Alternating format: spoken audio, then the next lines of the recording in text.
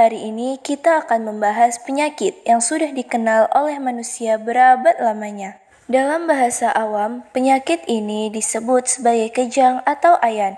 Sedangkan dalam istilah medis, penyakit ini disebut epilepsi. Epilepsi adalah penyakit yang sangat umum di seluruh dunia. Sebagai contoh, di Pakistan, terdapat jutaan orang atau bahkan lebih yang menderita epilepsi. Penyakit ini menyerang warga yang tinggal di desa maupun di perkotaan. Baik laki-laki maupun perempuan, epilepsi paling banyak menyerang usia muda.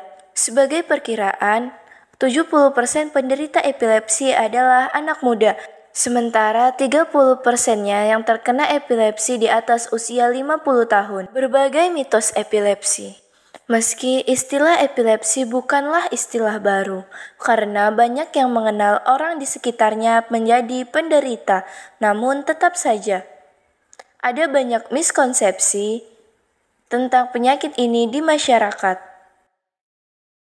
Banyak yang berpikir bahwa kejang atau ayan disebabkan oleh kerusakan roh jahat, sehingga orang memilih menemui dukun dibandingkan dokter untuk penyembuhan. Miskonsepsi lainnya yaitu bahwa epilepsi adalah masalah psikologis. Orang mengira epilepsi disebabkan oleh stres atau akibat kegagalan dalam hidup. Maka ketika seseorang mengalami kejang, misalnya anak usia 10 tahun yang tampak normal, orang tuanya akan benar-benar perhatian dengan berbagai miskonsepsi yang lazim di masyarakat. Ketakutan pertama orang tua adalah kerusakan roh jahat, sihir, atau masalah psikologis serius. Isu lain yang penting yaitu orang akan merahasiakan epilepsi karena tidak menganggap sebagai penyakit medis. Mereka tidak ingin ada yang tahu bahwa anaknya menderita epilepsi, karena penyakit ini memiliki stigma yang buruk di masyarakat. Mereka mungkin takut anaknya tidak akan menikah atau menjadi bagian dari masyarakat, atau bahkan tidak diterima di keluarga ataupun sekolah. Inilah contoh perilaku umum masyarakat terhadap epilepsi yang bukan hanya terjadi di Pakistan, melainkan juga di negara maju. Apa itu epilepsi? Epilepsi adalah penyakit neurologis atau penyakit pada otak. Komunikasi atau pertukaran informasi antar berbagai bagian berbeda di otak terjadi melalui arus listrik. Terdapat miliaran jejaring yang menghubungkan miliaran neuron yang memungkinkan komunikasi cepat dan terus-menerus. Jika pada suatu waktu terjadi hubungan arus pendek di titik tertentu, maka bagian otak di titik tersebut atau terkadang seluruh bagian otak berhenti bekerja sementara. Fenomena ini disebut kejang epileptik. Sebagian penderita mungkin hilang kesadaran selama 1 hingga 2 menit. Mereka tidak merespon kata-kata dari orang lain. Setelah kejang berakhir, penderita kembali sadar dengan posisi yang sama dan mulai berkomunikasi secara normal kembali. Jika kejang terjadi di ruang kelas, penderita mungkin berhenti bicara tiba-tiba selama semenit atau lebih dan kembali normal seperti sedia kala segera setelah kejangnya berhenti. Penderita tidak menyadari ada jeda 1-2 menit tersebut yang justru jelas diamati oleh orang lain. Kejadian ini bisa disebut sebagai kejang epileptik minor. Jika serangan kejang menjadi semakin parah, pasien dapat hilang kesadaran dan seluruh tubuhnya kejang-kejang hebat. Ini disebut kejang epileptik mayor. Kejang epileptik mayor ini sangat jarang terjadi hingga berjam-jam. Pada 90% kasus, kedua jenis kejang epilepsi tersebut berakhir dalam waktu 1-2 menit. Karenanya, orang sering salah paham dan menyangka bahwa bantuan merekalah yang menghentikan kejang, padahal tidak begitu. Bagaimana dan seberapa sering kejang terjadi? Penderita epilepsi cenderung mengalami kejang berulang dengan frekuensi yang bervariasi. Seorang penderita mungkin mengalami kejang setiap bulan.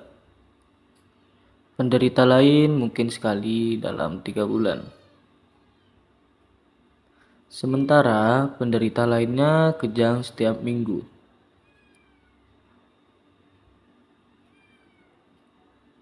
Sebagian penderita mungkin mengalami kejang sekali dalam 6 bulan. Atau bahkan setahun sekali.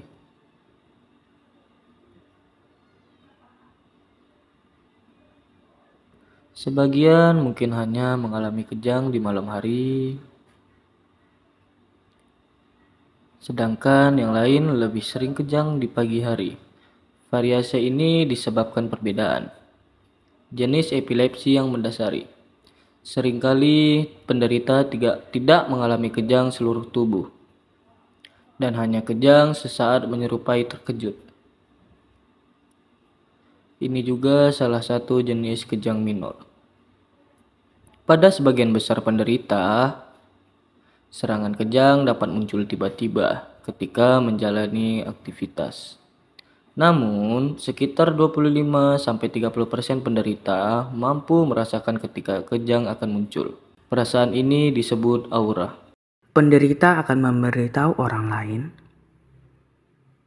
ketika mengalami perasaan aneh tersebut sebelum terjadi kejang. Penderita tersebut bahkan mungkin berupaya melindungi diri seperti duduk di lantai atau menjauh dari tempat berbahaya ketika mereka mengalami aura. Namun 70% penderita tidak mengalami aura.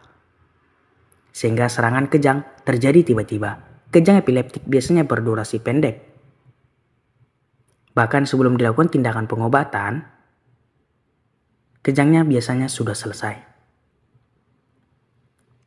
Hal lain yang menarik, yaitu 99% penderita akan kembali ke diri mereka yang normal dalam waktu 15-30 menit sejak terjadi kejang, seolah tak terjadi apa-apa atau setidaknya tak ada kerusakan permanen di otak. Oleh karena itu, ini adalah aspek epilepsi yang penting, bahwa dalam kasus terjadi kejang, otak tidak berfungsi selama kejang terjadi dan kembali ke kondisi awal sebelum kejang. Jika seseorang mengalami sebagian atau semua hal tersebut, maka ada kemungkinan ia menderita epilepsi.